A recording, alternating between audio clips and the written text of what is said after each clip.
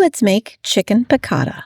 It's tender, juicy chicken cutlets coated in seasoned flour and served with a velvety pan sauce made with white wine, lemon, and capers. It's quick and easy and made in one pan. Let's get started.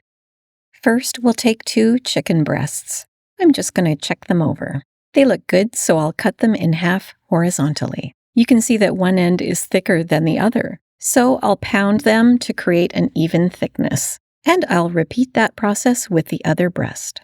So we end up with 4 cutlets. Now I'll remove these gloves. I'm going to season each side of the cutlets with 1 teaspoon of freshly cracked black pepper and 1 teaspoon of kosher salt. I'm just going to grab a small sheet pan and add 1/2 cup of all-purpose flour. To the flour, I'll add the remaining 1 teaspoon each of pepper and salt. Mix that well. I'm just using a fork. And then dredge each chicken cutlet in the flour, coating it well on both sides. Repeat for all the cutlets. Now let's cook this chicken piccata. In a large cast iron skillet over medium heat, add 2 tablespoons of olive oil. When hot, add 2 of the chicken cutlets and let them cook for about 3 to 4 minutes per side until golden brown.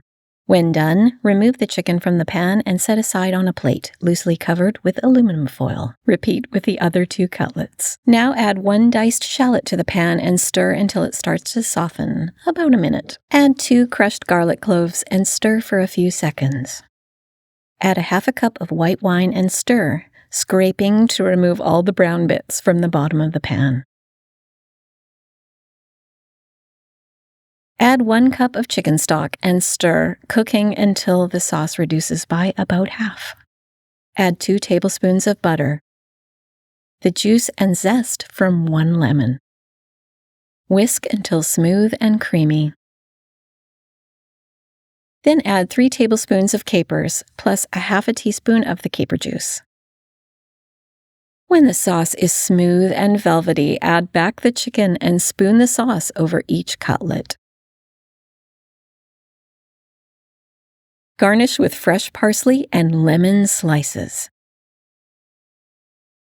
If you learned anything from this video, please give it a like and share it with a friend. You can find the link to the full printable recipe in the description box below.